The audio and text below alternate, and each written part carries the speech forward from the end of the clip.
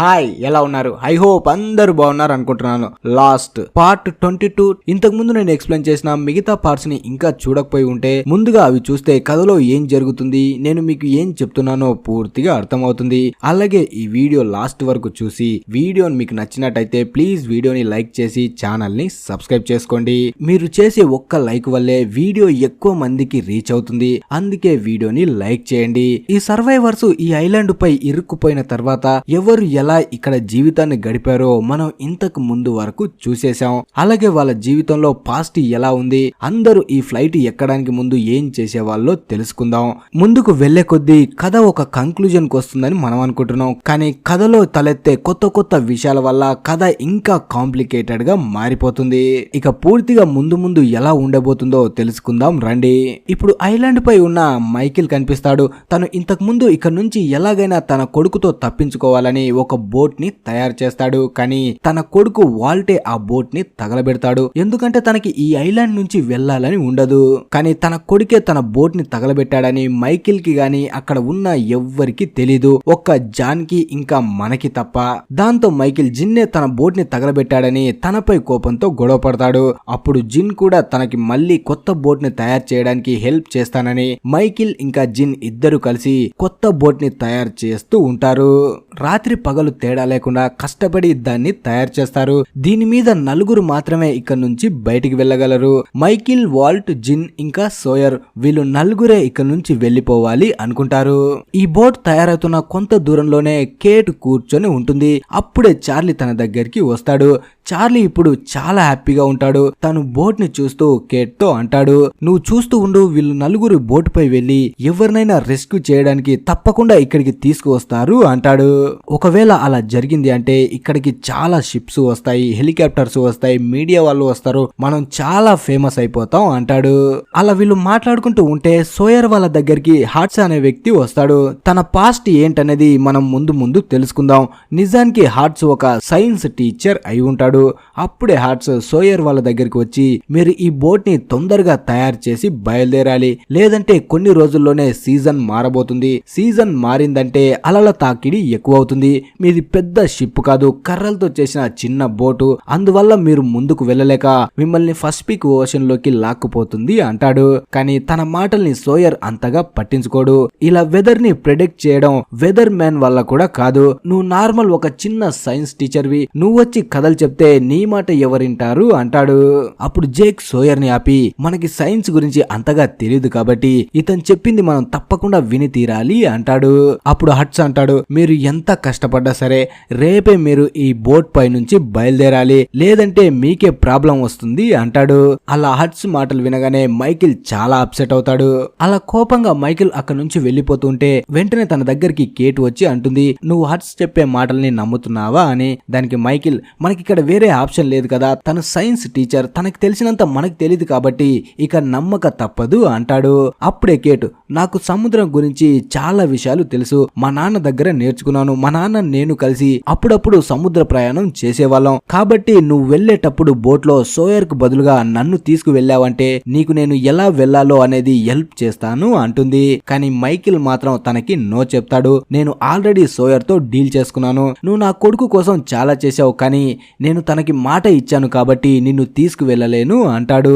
తర్వాత Michael, sower ఇద్దరు boat దగ్గర పనిచేస్తున్నప్పుడు తనకి కేట్ చెప్పిన మాటలు గుర్తుకు వస్తాయి. వెంటనే తన సోయర్ తో అంటాడు, నీకు సముద్రం గురించి ఏవైనా విషయాలు తెలుసా, అంటే నేవిగేషన్ గురించి, గాలి ఎటు వీస్తే ఎటు వెళ్ళాలి అని నీకు ఏవైనా తెలుసా అంటాడు. కానీ సోయర్ కి మాత్రం సముద్రం గురించి ఎలాంటి విషయాలు తెలియవు. అలా తన మాటలు వినగానే సోయర్, నీకి వల్ల వస్తాయా, నాకు తెలిసి నువ్వు నన్ను కాదని ఇంకెవరినో బోట్ లో తీసుకెళ్లాలి అనుకుంటున్నావు, అది ఎవరో చెప్పు అంటాడు. అప్పుడే మైకిల్ కేట్ గురించి చెప్తాడు. దాంతో సోయర్ కి పిచ్చ కోపం వస్తుంది. ఆ కోపంలో వెంటనే కేట్ దగ్గరికి వస్తాడు. ఇప్పుడు కేట్ తన ఫేక్ ఐడిని తయారు చేస్తూ ఉంటుంది. అప్పుడే సోయర్ కోపంగా కేట్ తో అంటాడు, నువ్వు నా ప్లేస్ ని ఎందుకు తీసుకోవాలనుకున్నావు అని. కానీ కేట్ కి మాత్రం ఏమీ అర్థం కాదు. మళ్ళీ సోయర్, నాకు తెలుసు నువ్వు ఎవరు అనేది, ఆ రోజు ఫ్లైట్ లో ఆ పోలీస్ ఆఫీసర్ తీసుకువెళ్తుంది నిన్నే, నువ్వే ఆ క్రిమినల్ వి, ఈ విషయం నాకు తెలుసు అని ఇక్కడ ఉన్న ఎవ్వరికీ చెప్పలేదు. నువ్వు ఇంత తొందరగా ఈ బోట్ లో ఎందుకు బయటికి వెళ్ళాలనుకుంటున్నావో నాకు బాగా తెలుసు. నువ్వు ఎవ్వరికంట పడకుండా ఇక్కడ నుంచి తప్పించుకోవాలి అనుకుంటున్నావు. ఈ నిజం నాకు తెలుసన్న విషయం ఇక్కడ ఉన్న ఎవ్వరికి చెప్పను, కానీ నా ప్లేస్ ను నువ్వు తీసుకోవాలనుకుంటే మాత్రం కథ వేరేలాగుంటది అంటాడు. అలా అక్కడి నుంచి వెళ్లిపోతూ ఉంటే కేట్ కూడా కోపంగా సోయర్ తో అంటుంది, చూడు సోయర్, నేను ఏదైనా చెయ్యాలనుకుంటే నీ ప్లేస్ ని తీసుకోవాలనుకుంటే నీకు చెప్పి చేయను. నేను ఏం చేసైనా సరే ఆ ప్లేస్ ని తీసుకోగలను అని అక్కడి నుంచి వెళ్లిపోతుంది. తర్వాత అడవిలో ఉన్న సయ్యద్ కనిపిస్తాడు. తను జేక్ ని ఎక్కడికో తీసుకువెళ్తూ ఉంటాడు. అందుకే జేక్ తనకి అర్థం కాక నన్ను ఎక్కడికి తీసుకువెళ్తున్నావు అంటాడు. కానీ సయ్యద్ మాత్రం కొంతసేపు ఓపిక పట్టు, నీ కళ్ళతో నువ్వే చూడొచ్చు అంటాడు. అలా కొంత దూరం వెళ్ళిన తర్వాత సయ్యద్ ఆగిపోతాడు. అప్పుడే జాన్ జేక్ తో అంటాడు, సయ్యద్ ని నేనే నిన్ను ఎక్కడికి తీసుకువెళ్తున్నాడో చెప్పొద్దని చెప్పాను అంటాడు. దానికి జేక్ అసలు ఇది ఎందుకు చేస్తున్నావు అంటాడు. అప్పుడు జాన్, నీ కళ్ళతో నువ్వు చూద్దురా అని ముగ్గురు కలిసి అక్కడి నుంచి ముందుకు వెళ్తారు. అలా ముగ్గురు కలిసి జాన్ వాళ్ళకి అడవిలో కనిపించిన ఆ కేజ్ దగ్గరికి వెళ్తారు. అలా దాన్ని చూడగానే జేక్ కూడా షాక్ అవుతాడు. అసలు ఇది ఏంటి అంటాడు. దానికి జేక్, అదే మనం కనిపెట్టాలి అంటాడు. అలా కొంతసేపు జేక్ ఆలోచించిన తర్వాత దీన్ని ఎలా ఓపెన్ చేయాలి అంటాడు. ఆ మాట వినగానే సయ్యద్, నీకేమైనా పిచ్చి పట్టిందా? నేను నిన్ను ఇక్కడికి తీసుకువచ్చింది దీన్ని పూడ్చిపెట్టాలని, కానీ నువ్వేమో దీన్ని ఓపెన్ చేయాలంటున్నావు అంటాడు. అప్పుడు జేక్, చూడు సయ్యద్, మనం దీన్ని రెండు రకాలుగా వాడుకోవచ్చు.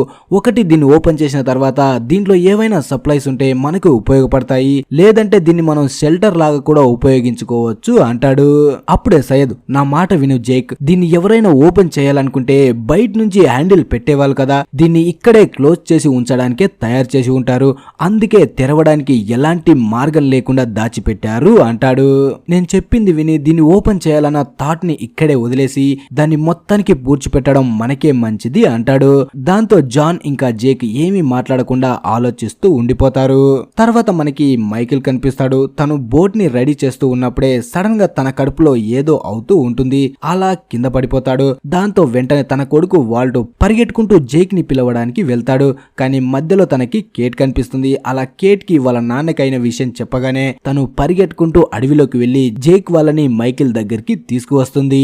అలా కొంతసేపటి తర్వాత జేక్ వచ్చి మైకిల్ ని చెక్ చేసిన తర్వాత తనకి తెలుస్తుంది తను తాగే వాటర్ లో ఎవరో ఏదో కలిపేశారు అని. అది వినగానే హర్లీ జేక్ వాళ్ళతో అంటాడు, నాకు తెలిసి ఈ పని చేసిన వాళ్ళలో కేట్ అయినా అయి ఉంటుంది, సోయర్ అయినా అయి ఉంటారు, ఎందుకంటే వాళ్ళిద్దరే ఆ బోట్ పై వెళ్ళాలనుకుంటున్నారు అంటాడు.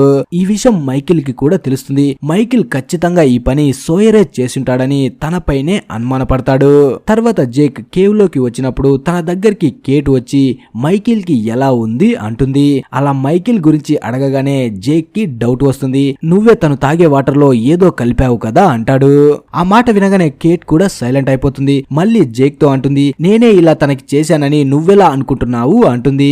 దానికి జేక్, నేనేం అనుకోవడం లేదు, నువ్వు ఏం చేయగలవో ఏం చేస్తావో నాకెలా తెలుస్తుంది, కేవలం నేను తెలుసుకుంటున్నాను అంతే అంటాడు.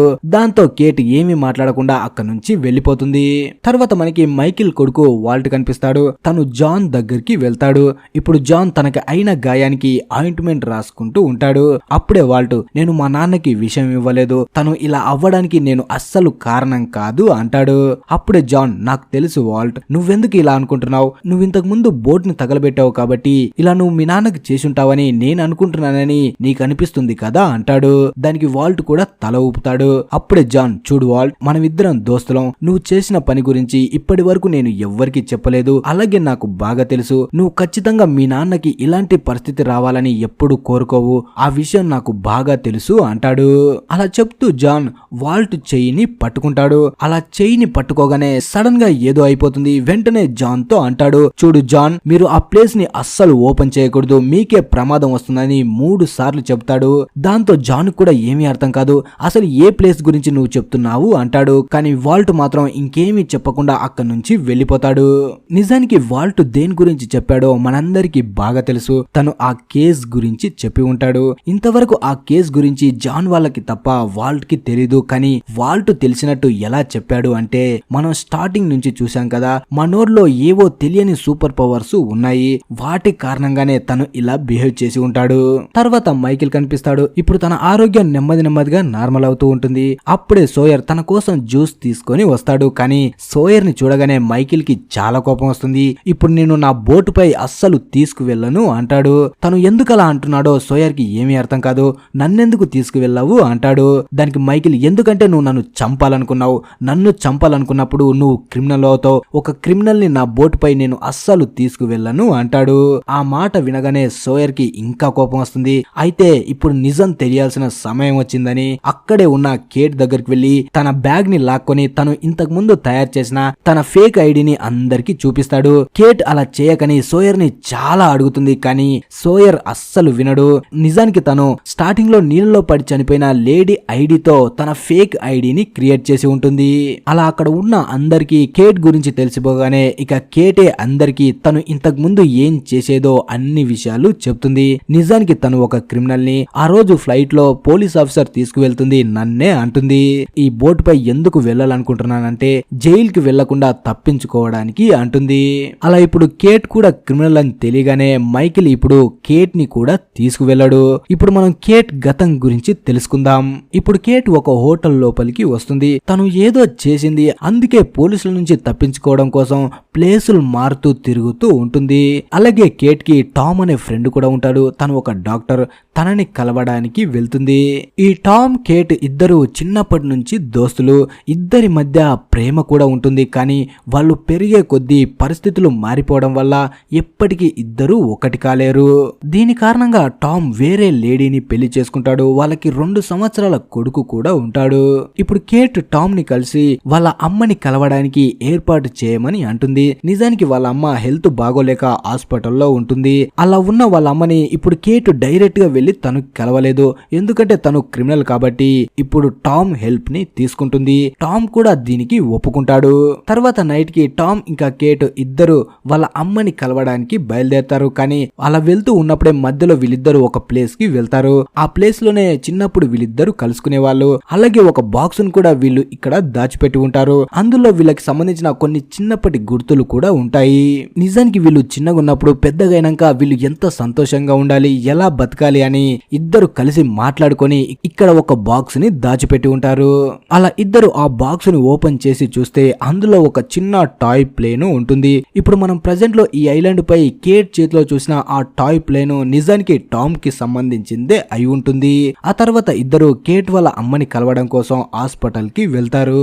అలా కేట్ వాళ్ళ అమ్మని చూడ్డానికి వెళ్తుంది. కేట్ వాళ్ళ అమ్మ కేట్ ని చూడగానే తన అసలు పేరైన క్యాథరిన్ అని పిలుస్తుంది. అప్పుడే కేట్ వాళ్ళ అమ్మతో, నన్ను క్షమించమ్మా, నీతో నేను అలా చేసి ఉండకూడదు అంటుంది. కానీ వాళ్ళ అమ్మ మాత్రం కేట్ తో మాట్లాడడానికి ఇష్టపడదు. హెల్ప్ కోసం గట్టి గట్టిగా అరుస్తూ ఉంటుంది. ఆ అరుపులు విని గాడ్ అక్కడికి వస్తాడు. తన నుంచి ఎలాగోలా తప్పించుకొని కేట్ బయటకు వస్తుంది. అప్పుడే టామ్ కేట్ ని తీసుకొని అక్కడి నుంచి వెళ్లిపోతాడు. కానీ పోలీసులు వాళ్ళని చేజ్ చేస్తూ ఉంటారు. ఈ చేజింగ్ లోనే వాళ్ళ కారుకి యాక్సిడెంట్ కూడా అవుతుంది. ఆ యాక్సిడెంట్ లో కేట్ బతికిపోతుంది, కానీ టామ్ అక్కడే చనిపోతాడు. అలా చనిపోయిన టామ్ ని చూసి కేట్ చాలా బాధపడుతుంది. వెంటనే అక్కడి నుంచి ఆస్ట్రేలియాకి పారిపోతుంది. ఆస్ట్రేలియాకి వచ్చిన తర్వాత ఏం జరిగిందో మనం ముందే చూసేసాం. పోలీస్ ఆఫీసర్ తనని అరెస్ట్ చేసి ప్లేన్ లో తీసుకువెళ్తూ ఉంటే ప్లేన్ ఈ ఐలాండ్ పై క్రాష్ అయింది. తర్వాత మళ్ళీ ఐలాండ్ పైకి వస్తే సనా ఒంటరిగా నిలబడి జిన్ ని చూస్తూ ఉంటుంది. అప్పుడే జేక్ తన దగ్గరికి వస్తాడు. నిజానికి జిన్ సనాని ఒంటరిగా ఇక్కడ వదిలేసి తను మైకిల్ వాళ్ళతో కలిసి అక్కడి నుంచి బోట్ లో వెళ్లిపోవాలి అనుకుంటాడు. అప్పుడే జేక్ సనాతో అంటాడు, నాకు తెలుసు సనా, నువ్వు ఎంత బాధపడుతున్నావో. నీ భర్తని ఆపడం కోసం నువ్వే ఆ బాటిల్లో విషాన్ని కలిపావని నాకు తెలుసు. కాకపోతే ఆ బాటిల్ మారిపోయి మైకిల్ తాగేశాడు అంటాడు. ఆ మాట వినగానే సనా ఏడుస్తూ, నేను చేసింది తప్పే, కానీ నేను ఎవ్వరిని బాధ పెట్టాలి, ఎవ్వరిని గాయపరచాలి అనుకోలేదు. నేను కేవలం నా భర్తని ఇక నుంచి వెళ్లకుండా ఆపాలి అనుకున్నాను. దానికోసం ఇదంతా చేశాను అంటుంది. అప్పుడు మైకిల్, నువ్వేం బాధపడకు సనా, ఇప్పుడు ఎవ్వరికి ఏం అవ్వలేదు కదా అంటాడు. అలా బాధపడుతున్న సనాని చూసి మళ్ళీ జేక్ తనతో అంటాడు, నువ్వు నిజాన్ని ఒప్పుకోవాలి సనా, జిన్ ఇక నుంచి వెళ్లిపోతున్నాడు. తనకి గుడ్ బై చెప్పడం తప్ప నీకు ఏమీ మిగల్లేదు అంటాడు. తర్వాత నైట్ మైకిల్ దగ్గరికి వాల్ట్ వచ్చి తనే ఆ రోజు బోట్ ని తగలబెట్టిందని నిజం చెప్పేస్తాడు. కానీ మైకిల్ మాత్రం తన కొడుకుని ఏమీ అనడు, ఎందుకంటే తను అర్థం చేసుకుంటాడు ఈ ఐలాండ్ పై నుంచి వాల్ట్ వెళ్ళకూడదు, వాళ్ళిద్దరు ఇక్కడే కలిసి ఉండాలని ఇదంతా చేశాడు అని. అప్పుడే మైకిల్ వాల్ట్ తో అంటాడు, నువ్వు మనిద్దరం ఇక్కడే కలిసి ఉండాలనుకుంటే మనం ఇద్దరం ఇక్కడే ఉందాం, మనకి బదులుగా ఎవరన్నా వెళ్లిపోతారు అంటాడు. కానీ వాల్ట్ మాత్రం మనం ఇద్దరం ఎలాగో ఇక్కడే ఉండబోతున్నాం కదా అంటాడు. అంటే వీళ్ళు ఎప్పటికీ ఈ ఐలాండ్ పై నుంచి బయటపడాలని వాల్ట్ కు బాగా తెలుసు అనమాట. కానీ ఇదంతా ఎందుకు అనేది మనం ముందు తెలుసుకుందాం. అలా ఈ వీడియో వీడియో ముగుస్తుంది. మరి ఈ వీడియో మీకు ఎలా అనిపించిందో ప్లీజ్ ఒక లైక్ చేసి ఛానల్ ని సబ్స్క్రైబ్ చేసుకోండి. Thanks for watching.